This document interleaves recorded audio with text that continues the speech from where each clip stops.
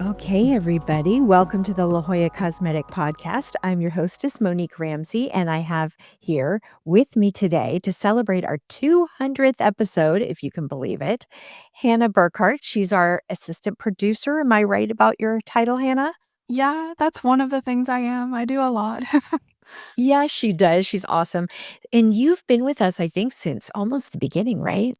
The beginning of the podcast, yeah, I think it was in like the 20s or something, the episodes, and now we're at the 200th. So I've been here for a long time and I've seen a lot of growth with the podcast. And it's so exciting to see that it's still going strong since I started in 2022. So, Yeah.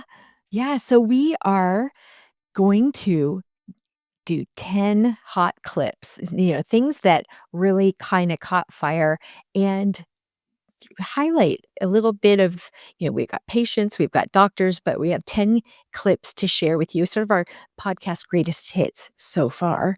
And you're really going to want to make sure to stick around for the end because our 10th clip is very special. We will get going with our first clip, and it's going to be with Janelle. And this is a hot topic, right, Hannah? oh yeah. How does financing sort of help with maybe you thought it was going to be one thing, and then the doctor is saying, okay, we can do that one thing, but you could also maybe have a little more? Yeah, definitely. And we even had one example of this, not body surgery like you're kind of describing, but we had this with a woman in her 60s. She called, spoke to one of the coordinators and said she wanted to have her eyes done, had been saving up, and came in. And at that point, she, was ready to do her eyes, but then thought, you know what, I'm gonna ask about the full facial rejuvenation, because now that I know what the recovery is and what to expect, if it's all similar, if I do just a little bit more, then it might make sense to just do everything all at once. And so she did ask about some additional facial procedures, and it all kind of bundled under the same recovery as the eyes. And she knew that it would be a bit more, obviously, than the $8,000 for the eyes. But when she got her full quote, then she just used a payment plan for that remaining amount. And it worked so perfect because, she thought, okay, I've already saved up for the eyes. I maybe wasn't financially ready at this time for those additional procedures, but it makes sense to do them all at once, to have the same recovery and not have to go into surgery twice. So, Monique, what might the audience not know about payment plans that could help them move ahead with their dreams? You know, we have a preferred partner. We use several different lenders, but Patient Fi, they are an amazing partner because they will do a soft credit check so you can easily pre-apply without any, mark on your credit. And they can approve up to $50,000, which people may not know that. You might think, oh, maybe I can have 10,000, but you can be approved. You'll know right away. And then that helps people be able to say, oh, well, I don't have to have the one thing I want now and the other part that I want later. And you just bundle it into a payment every month. And they also have up to 24 months interest free. And that allows, patients to say, oh, well, I was going to use part of the money from my savings, but I don't have to use that money because if I can do interest free and just do the payments, that is a really nice alternative for people. And it just makes sense when you're someone like the patient that Janelle was talking about. If you need multiple procedures anyway, why go through multiple recoveries and everything like that when you can literally just finance and get it all done at once? It's just amazing. Okay, our next clip is one of our patients, and let's hear from her now. So the 360 lipo, where were the areas that he tailored, let's call it? So I've had a like underlying really nice like kind of curve shape. So I think he really like worked to bring that out a lot. So, that kind of like bring in at the waist, and then I have like kind of flare at the hips, and then just kind of all those like just little bit of squishy bits in the back that you kind of like Squishy bits. poke. And I'm gonna keep that, Alexis. Squishy bits is good. Yeah, it's like kind of that you they're can grab and yeah, they're not like the end of the world, but you notice them. And I think a lot of the stuff, that kind of stuff, is stuff that you notice and you're unhappy with. And maybe a lot of people wouldn't see it, or they're just like, you just look like a person, you just look normal. I don't know what you're unhappy with. And so a lot of it is about things that you see and you want to kind of bring out of yourself. Aw. isn't I that just she's love the so squishy sweet. bits. That's The so squishy bits. Well, it's true, you can have squishy bits after having kids or even before before having kids, you can have squishy bits.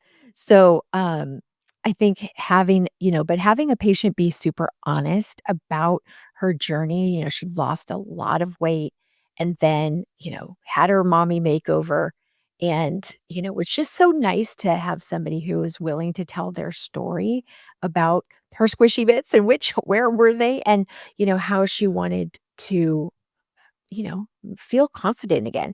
And it's really nice to have that episode, and we also have an episode with her mom because Oh, her mom had surgery also.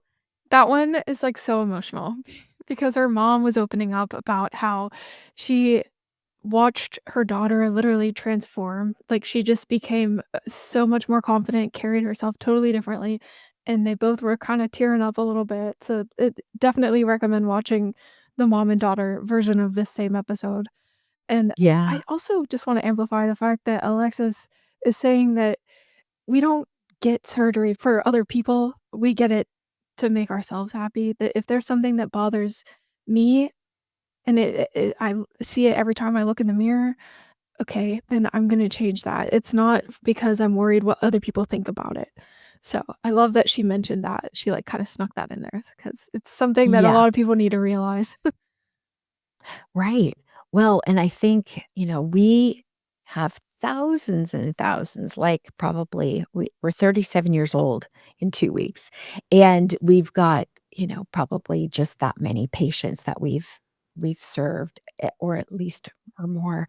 And to have people who are willing to share their story. So I invite all of you who are listening or watching, because it would be wonderful to have you come and tell your story about how La Jolla Cosmetic Surgery Center, gave you some confidence back. So if you don't know Dr. Brahme, you should. He's got some pretty strong opinions about facelifts and about male facelifts, and he's the kind of guy who's going to tell it like it is. We can't get the exact number, but he's done over 1,000 facelifts, and a big percentage of them are on men. And so he's going to talk in this clip a little bit about how men are different. Now, speaking of men and men having facelifts, Dr. Brahme, you have a lot of male patients. And how are men different? How is their anatomy different? What are the things a man needs to look for when they're looking into doing a facial rejuvenation? First of all, men have bigger faces, much bigger faces. I mean, probably 30% bigger than women. So, and men have tend to have more hypertension.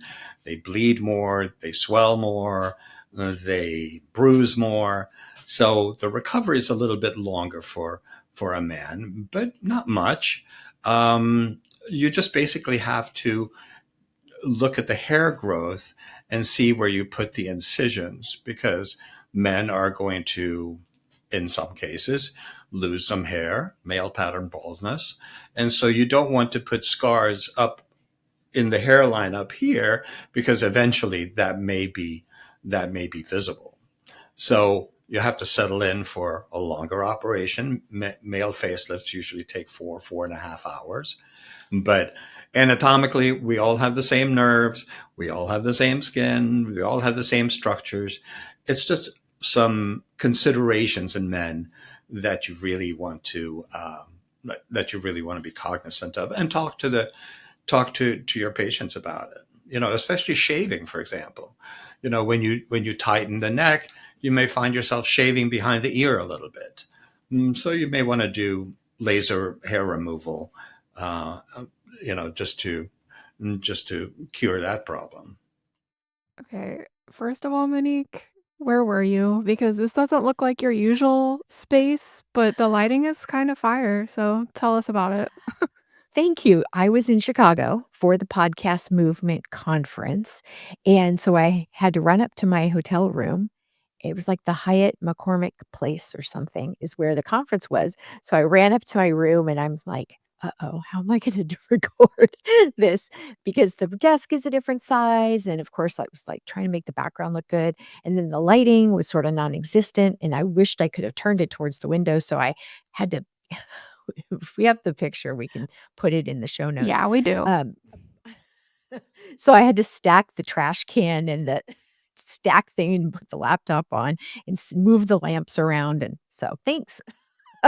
I didn't know it was gonna come out okay, but I'm glad you liked it. I love the process of podcast recording where you're just stacking everything you can find, every box or book, and trying to get the perfect angle. And doing that in a hotel room sounds like a lot, but I'm proud of It's a you. little It looked stressful. good. Thank you, thank you. I was learning about being a great podcaster and, Boom, doing a used it podcast on the while spot. Yep. exactly, exactly. And then my other Um question is how many facelifts has Dr. Brahme done? Roundabout. Well, so we were talking about this because I think we're gonna call him the man of 1,000 faces because he's done probably way more than that, but at least 1,000. Yeah, he's the master. And he knows how to tweak it for men, and he gets a little passionate about talking about doing it for men, as Yes, you can see in that. yes. But, it's I think one of those things that, I've heard through the years that it's men are more complicated to work on for a whole bunch of reasons. And so that episode really goes into it's not just about men, but he talks about different kinds of facelifts and then he also talks about the men. So I think that's a really valuable episode for anybody who's thinking about some facial rejuvenation because he gives a lot of good information there. This one is one of my favorite patients who ever came on the podcast. This is patient Kaylie, who had a skinny BBL with Dr. Brahme. And this quote from her, I literally teared up listening to her because I had so much empathy for her story. So we had to include this one in here. About I never your wanted to get married because of my body type. I never wanted a wedding. I will Oh cry my talking about it, but gosh. like, no, dresses Oh, don't look good on me. Not top heavy like that. My legs are insane. They're gorgeous. I love my legs. Covered up in every dress I wear. The with the biggest part of me accented in every dress I wear forever. That's all it's always been. So like I never even wanted to get married. I never said yes to being in people's weddings as a bridesmaid. I hate wearing a gown. The thought of wearing a gown gives me extreme because I can't show the best feature on my body, which is my legs, you know? Ah, And so I'm in a wedding in October and it's hard to pick a dress. exciting. I'm having a hard time picking my favorite. There's so many great Oh, ones. It it's looks so good. cool. It's so cool. It is so cool. Being in a bikini is totally different. Just putting on anything that I want to wear and knowing that it's going to look good. It used to be like I would try on a lot of things every morning to find something that looked okay. And now I try on too many things because everything looks so good. And I'm like, oh, well, I haven't worn that yet, you know? So I feel like I've spent more money on my new closet. yeah, you can definitely tell she's a hairdresser because her hair is perf and that. Oh my gosh. Gorgeous. But Yeah. so love that quote. But did you even know that a skinny BBL was a thing before her story? I didn't. I actually didn't. I think of BBL and I think of somebody who's got, you know, a way bigger backside than is normal and didn't realize Mhm. that it can be just something you're just adding a few curves. And especially for skinny people, sometimes they're worried that they don't have enough fat to actually move, move from one place to the other. Cause right, you gotta find the fat first and then move it to where you want it.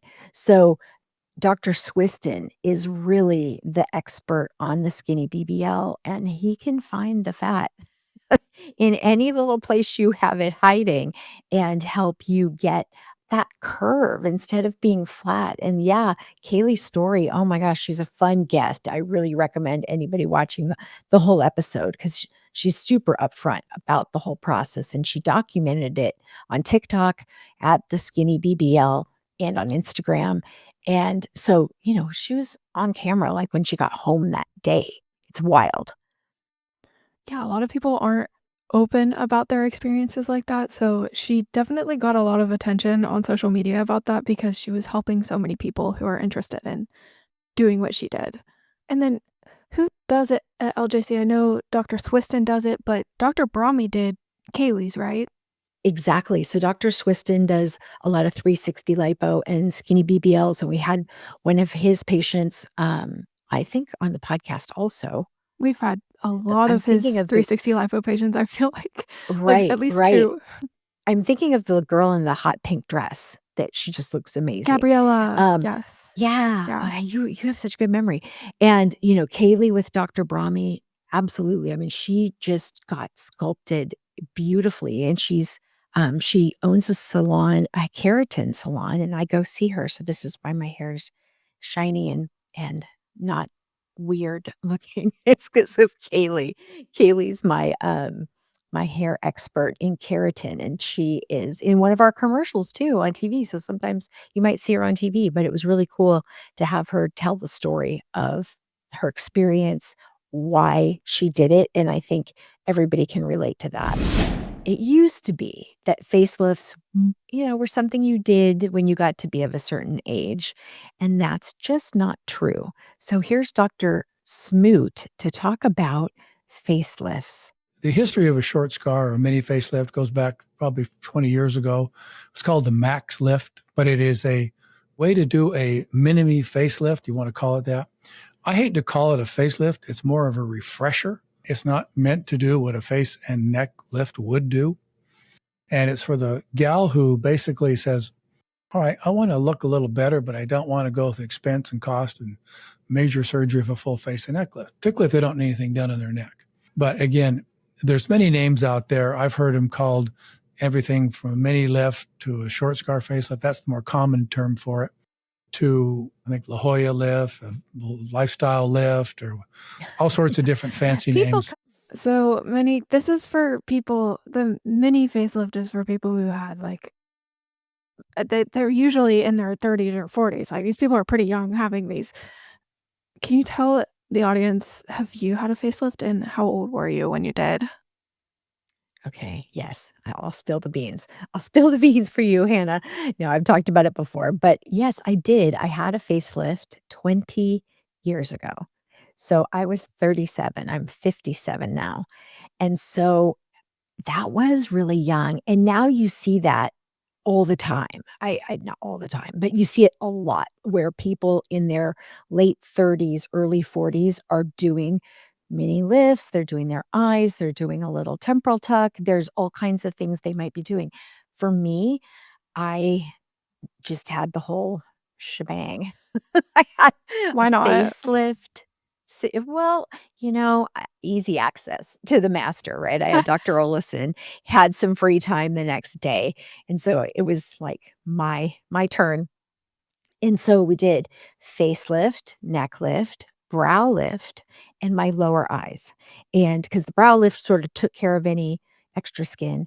But, 20 years ago. So now I've kind of been able to get by with Botox and some fillers here or there, some threads to sort of just perk things up. I had some Sculptra. So things that then, sometimes people do it the reverse. They would start with those things and then have the facelift later.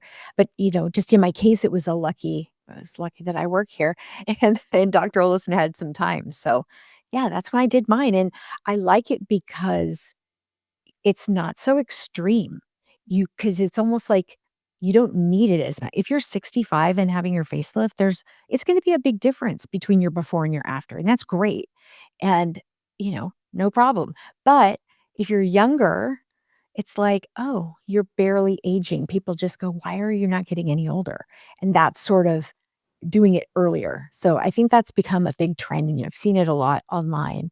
For sure. And recovery might be a little bit easier when you're younger, and you might heal a little bit faster when you're younger. So, And in theory, your skin isn't as damaged too, right? Like I'm one of those people who loves to be in the sun. And, over time, that takes a toll as well, and how much collagen you have left or not. So it's a really good episode.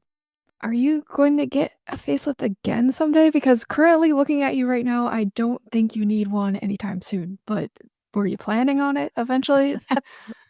Well, this is all the really good lighting and the camera, honestly, because I have some stuff under here. I have my neck is a little loose, I've lost some weight, and so then I maybe some Renuvion or something. I don't know. I can do like a mini, almost like Yeah. a skin only little mini refresher, and my upper eyelids probably could use it. And yeah, so maybe some tweaks, but certainly I wouldn't need to do the whole thing again. This next one, Monique, of course, it's popular for a reason, but I mostly picked it because it popped off on YouTube. So let's just hear what Dr. Swistun had to say about breast implant removal. Typically, though, what happens after implants is that volume gets splayed out over a larger surface area, which is to say, when a patient has an implant in or gained a little bit more weight, then the breast footprint grows in response to that. So then with the implant, the breast footprint is lower and maybe wider. So whatever tissue they do have is spread over a larger surface area and therefore less projected centrally. So what we end up doing once we remove the implant, obviously the lift is sort of the best way to gather up all that tissue into a smaller footprint, but therefore more projection. And then the part of that we talk about when we talk about auto augmentation is that we really want to optimize that opportunity and not waste any breast tissue that we possibly can. So classic lift techniques actually don't necessarily carefully consider how much breast tissue we can sort of salvage, so to speak, from different parts of the breast in order to bring it together. What an auto augmentation techniques do is they really look for anything that can be used and rearranged into an overall nice shape and preserved in order to give us as much volume as possible. But this is actually a super recent. I feel like this was super recent, but time It flies. was just a few months ago. Yeah. Yeah. So Dr. Swistun specializes in auto augmentation, which is using as much like whatever tissue he has to, keep the breast looking as beautiful as possible after breast implant removal. So I see why it popped off on YouTube. A lot of people are removing their implants now, and they probably just want to know what happens after. So does Dr. Swistun do a lot of removals? Isn't he known for that? He definitely is on YouTube, clearly. So Yeah, he is. In fact, there's a lot of breast implant groups, like women who want their implants out and who have different, like there's private Facebook groups. And he's kind of really well known all around in all these spaces for removing breast implants. He's done thousands of them. I don't know how many. And part of that is, right when people started talking about explantation, not all the doctors were like, why do you need that surgery? Why would I take them out if nothing's wrong with you? And Dr. Swistun firmly believes that if you want them out, you can have them out, and whatever you're feeling is valid. And if you're not feeling well and you think that might be one of the reasons, why not take them out? And so he's very early on of, where women were in some places were just not getting anywhere with their surgeon, where they weren't feeling heard, they weren't feeling validated. So he's done so many because he was so early on in that process of listening to women. And he does such a beautiful job too, because it is an art. Obviously, if you have breast implants, you were probably small to start with. You're going to take them out. Then what are you left with? And this episode really talks about, how you can have some volume without having to put in another implant, because obviously you're getting them out for a reason. You're not going to put more in. So how to get that breast fullness that you're looking for, either through fat or through like this auto augmentation where you're using the existing breast tissue to create fullness. Monique, Kris Jenner had a facelift recently. It was like a month ago or something, and it was kind of going crazy on Daily Mail, Instagram. TikTok. It was everywhere. Everyone was talking about Kris Jenner's facelift. And honestly, some people are claiming it's like AI or something because it looks too good to be real. So, have you seen it or I haven't. I have to say, I have not seen it. I've heard people say she had a facelift, but but you I have haven't not seen it. went and Googled for No. yourself? No, I haven't had time. I know I should make time, right? But Make time to no. look into I have celebrities' kittens. business. I Come have on. I have kittens, you know? They they keep me so entertained that I don't have time to They're learn more about what Kris fulfilling than Jenner's Kris Jenner. doing. Yeah. Yeah, It's for true. sure. It's true. Okay, Well, so I'll pull up the do you have it? receipts. Yeah, All right, all sure. right, right. Oh my, no way. Are you serious? It's She real. looks like her dog. She looks like she's Looks like him. 28. She does look like him. Oh my gosh, that's crazy. The plastic surgeon responsible has been revealed. Who was it, I wonder? And what did she do? What do we know? Wasn't This it is a guy in New interesting. York or something that did Of it? Some course. surgeon. Oh, Park Avenue. Okay. Well, she looks really good. Not sure what that outfit is there, but Yeah, I don't yeah. know either. But wow. She looks so good. Now I need to know about it because that's super interesting. Oh, wow. It does look like AI, like it's like somebody created this photo. You're Yeah. right. It does look like AI. But I mean, she looked really good before, I think. I don't know how old she is. She like my age? Around Yeah, because she's mid-50s? probably had at least one other facelift before, so she aged Right. a little slower than most people her age. And all the Botox. fabulous skincare money can buy, Mhm. right? And facials and lasers and wow, beautiful, beautiful. Okay, so our next clip is about life after facelift and what to expect.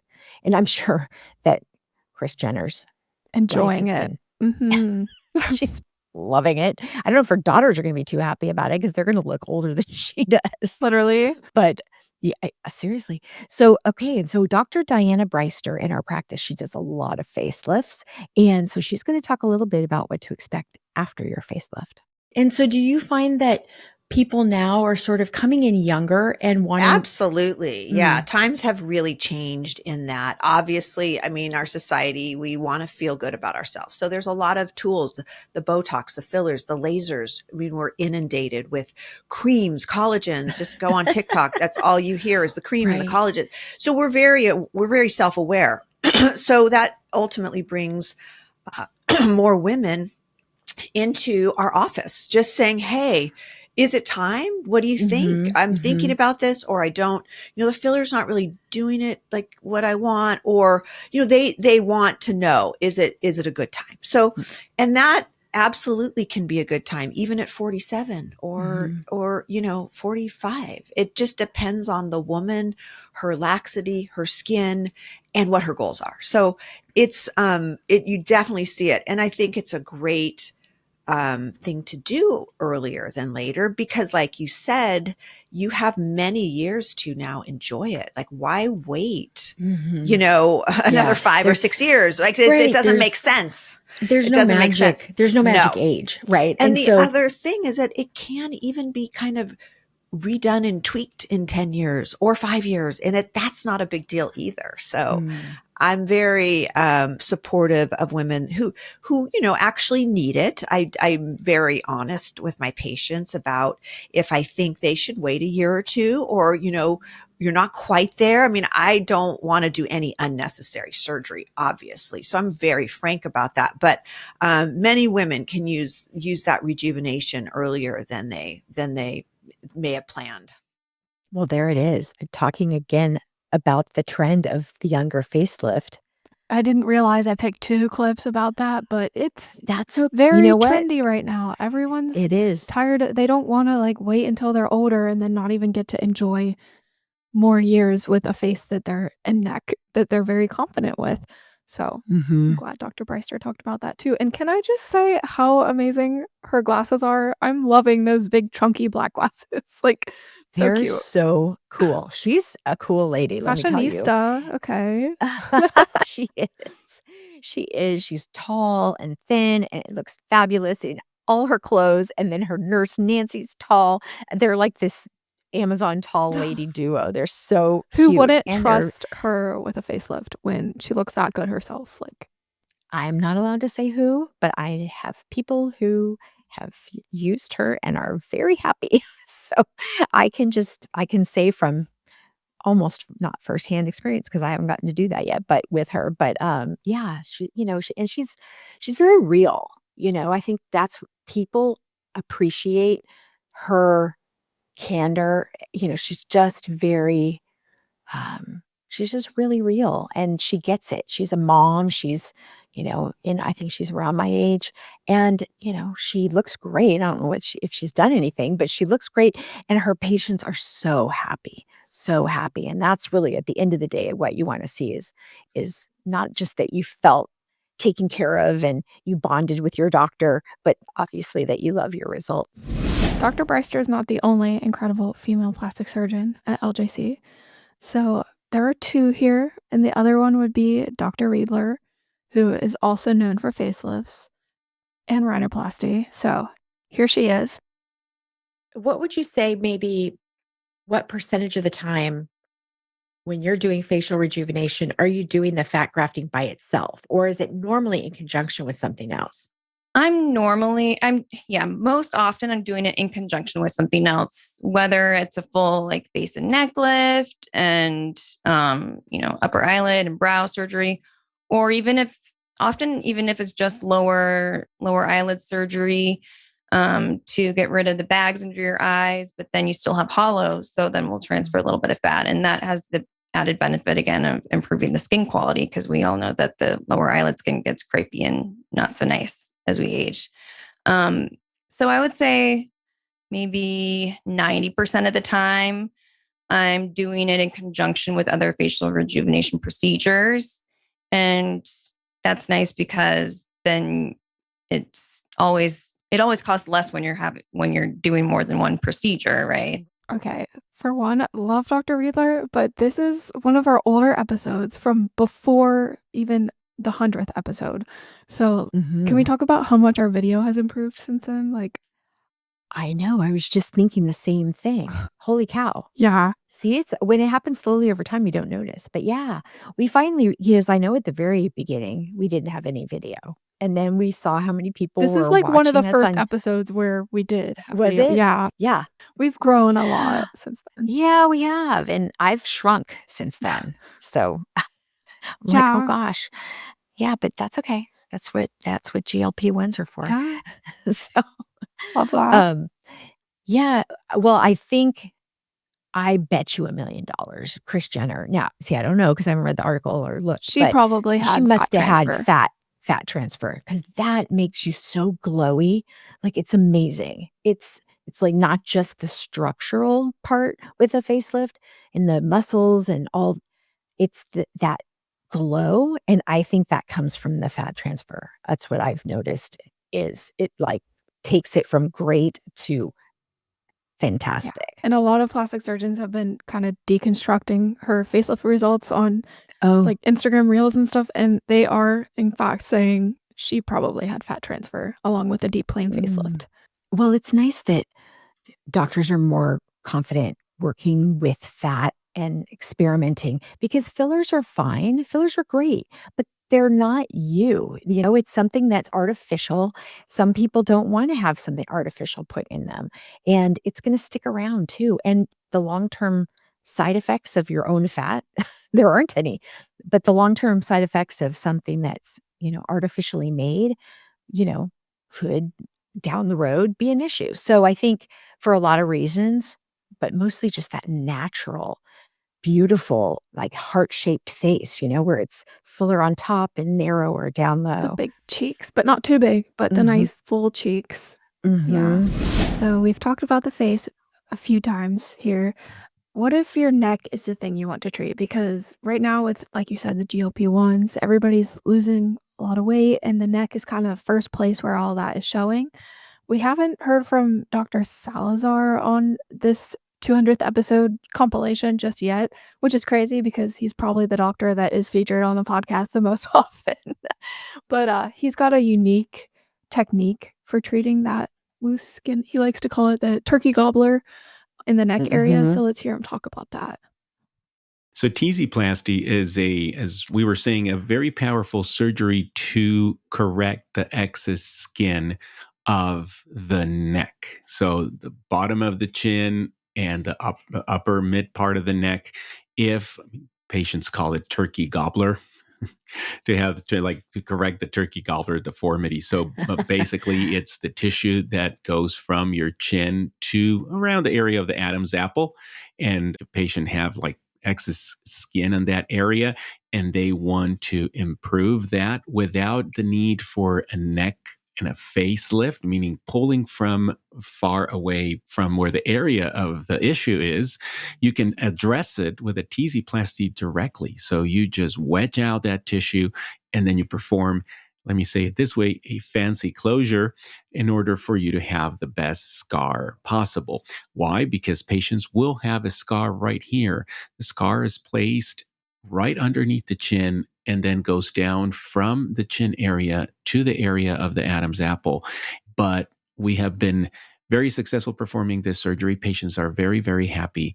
And the scar, even though it's present, tends not to be a big issue. This was a really good episode because people are looking for this surgery, and especially, I would say men predominantly, but also women, where they are thin and it's that extra skin that you can just grab. And Dr. Salazar has a specialty that he's known far and wide about because people have come in to see him for this surgery, and it just beautifully takes away that extra skin and pulls it tight. And one of his patients that I saw, a female patient, got a beautiful, like along her jawline, even improved, even though that's not where her surgery was. It's like she got a little jawline contouring just because that pulling of that extra tissue, take out the extra tissue and close it. And that pulling is so tight that it just made her um, jowl area even nice as well, which was sort of a nice side benefit.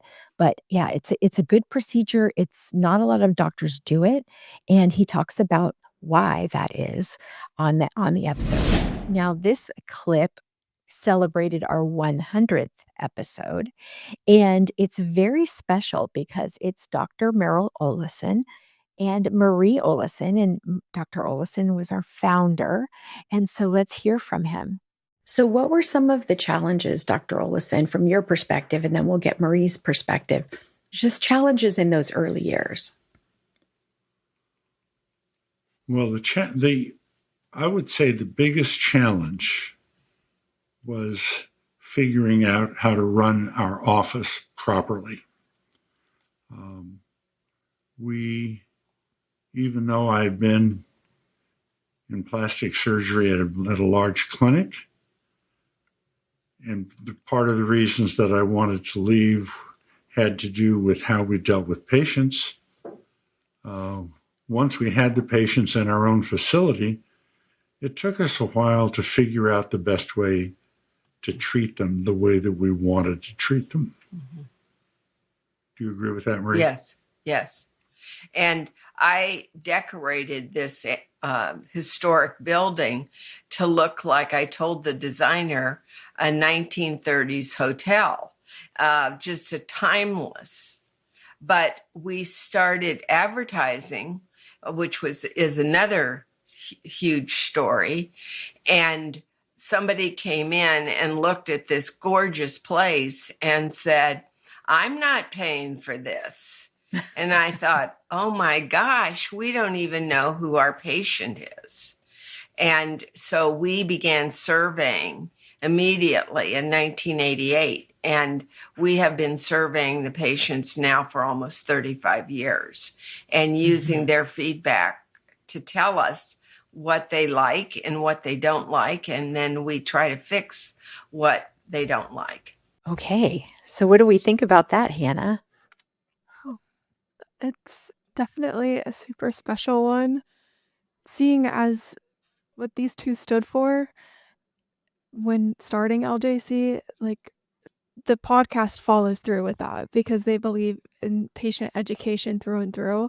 And that's what we're doing with this podcast. We're amplifying that and continuing that, I guess, tradition that LJC has followed since the start. What is so, please explain to everyone why this one is specifically so special to us. This one is so special because Dr. Olesen, we didn't know it when we were recording this, but about 3 weeks later, he passed away. So to be able to have the founder of La Jolla Cosmetic Surgery Center on film, on video, in the podcast with Marie and, what they've built. And, right at the end of his life, we didn't know it again. It was just so poignant right after. We're so lucky that we had this video, and it was so special to be able to show the family what his vision, and he was talking about his vision, and it meant a lot to his family, his brother and sister-in-law and his kids. So that was a really, really special thing. And I'm going to add one more thing that when you're bringing up, what their vision was. So this Thursday, we are a finalist in the Better Business Bureau Trust Torch Awards for ethics in business, I think is what they call it. And so seeing this today, I'm getting ready for that interview, and it's just really special to see, that this legacy carrying on, and that we're recognized as a finalist, at least. I don't know if we're going to win, but as a finalist with a Torch Award for business ethics. And that was something, and it still is something that's so important to Dr. Olesen, to Marie, and to our team and our surgeons here. So it definitely is a perfect topic to talk about. And can you believe this was recorded at 100 episodes and now we're at the 200th episode? I know. I don't know how we keep doing it, but it's fun. It's so fun. And, I think people really get a lot of value out of it. And so, we see a lot of comments on our YouTube channel from patients all over the country who aren't necessarily having surgery with us, but they're finding this information so helpful and educational. And again, it goes right back to the foundation of patient education that, we do our little surgical booklets for our patients and, try to keep them informed every step of the way. So anyway, it was really it's nice to see those comments online. It's nice to know we're making a difference for our patients and for other people's patients too. So thanks everybody for listening to our 200th episode, and subscribe, tell your friends, leave us a review, and reach out to us if you want to be on the La Jolla Cosmetic podcast, because we would absolutely love to have you. Right, Hannah? Yes, we love hearing your stories. Yeah. And we love really letting do. other people hear your stories because it might help them. Exactly. So reach out to us anyway, carrier pigeon, but certainly you can go to the La Jolla Cosmetic Podcast.com and send us a little contact form, or you can hop on our website and use the little instant chat message and text us, and we'd love to have you on. So thanks everybody, and check the show notes for all the links to what we've watched today. Thank you guys. Bye, Monique. Take a screenshot of this podcast episode with your phone and show it at your consultation or appointment, or mention the promo code PODCAST to receive $25 off any service or product of $50 or more at La Jolla Cosmetic. La Jolla Cosmetic is located just off the I-5 San Diego Freeway in the Zymed building on the Scripps Memorial Hospital campus. To learn more, go to ljcsc.com or follow the team on Instagram at ljcsc. The La Jolla Cosmetic Podcast is a production of The Axis, TheAxis.io.